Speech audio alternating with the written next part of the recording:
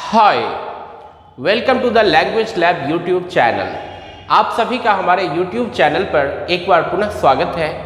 अभी जैसा कि आप जानते हैं कि हम अपने चैनल के माध्यम से एक बेसिक सेंटेंस स्ट्रक्चर की श्रृंखला प्रस्तुत कर रहे हैं, जिसके द्वारा आप घर बैठे अंग्रेजी बोलने का प्रैक्टिस कर सकते हैं और अंग्रेजी बोलना सीख सकते हैं।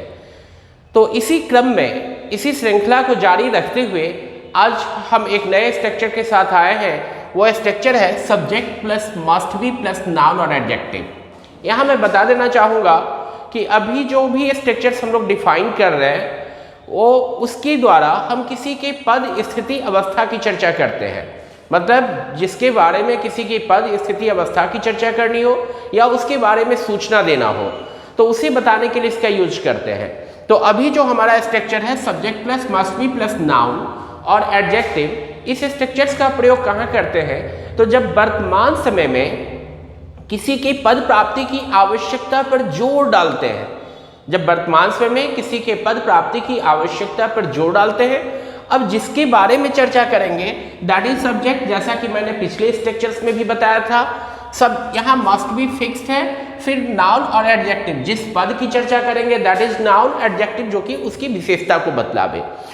तो इसका प्रयोग होगा जब किसी के पद प्राप्ति की आवश्यकता पर जोर डालते हैं। जैसे कि मान लो कि आपको यहाँ पर हमारे संस्थान में स्टूडेंट होना चाहिए या आपको हमारा दोस्त होना चाहिए। जैसा कि मैं यहाँ एग्जाम्पल से बता रहा हूँ, तो जैसे आपको हमारा दोस्त होना चाहिए और उसकी आवश्यकता है जिस पर कि हम जोर डाल रहे हैं, तो सब्जेक्ट हो गया you must be my friend. तो सूचना क्या हो गई कि आपको मेरा दोस्त अवश्य होना चाहिए, you must be my friend.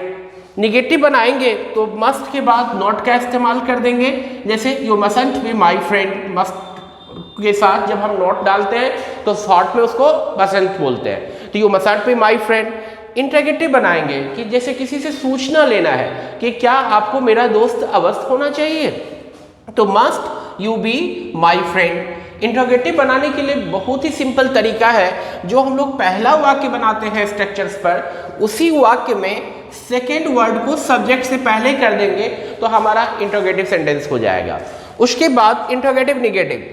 Interrogative negative बनाने के लिए जो हम सेकेंड वाक्य बनाते हैं उसमें सेकेंड वर्ड के साथ नॉट लगा हुआ है मीन्स मस्टंट, उसको सब्जेक्ट से पहले कर सकते हैं या सिर्फ मस्ट को बाहर कर सकते हैं।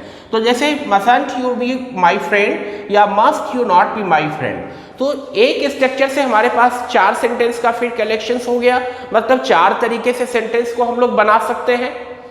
लेकिन इतना मात्र से आप में बोलने का स्किल डेवलप नहीं हो सकता है।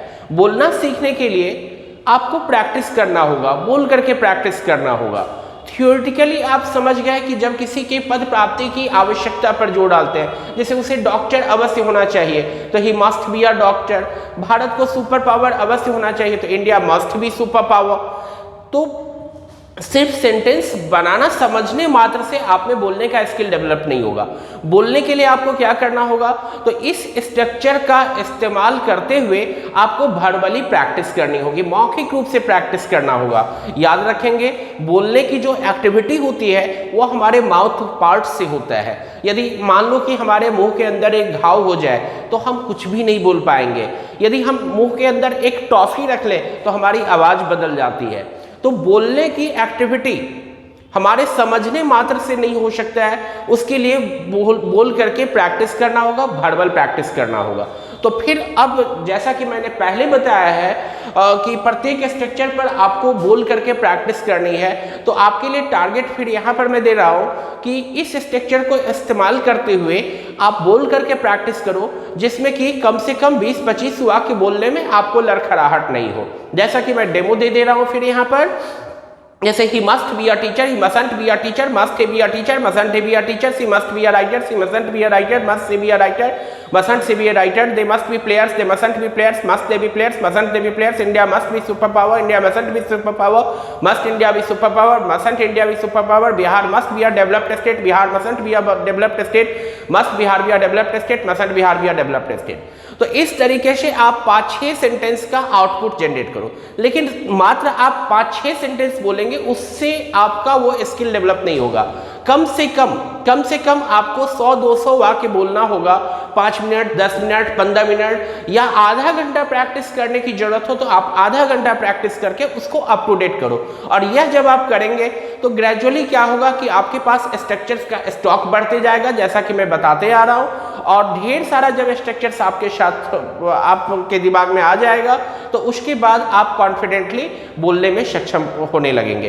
तो इसलिए इंस्ट्रक्शंस को फॉलो करते हुए आप अपना टास्क फिक्स करो कि नहीं हमें बोलना है और बोल करके प्रैक्टिस करना है। तो इन्हीं बातों के साथ फिर मैं अगले वीडियो में एक नए स्ट्रक्चर के साथ आऊँगा। तब तक आप इसको प्रैक्टिस करो। Thank you.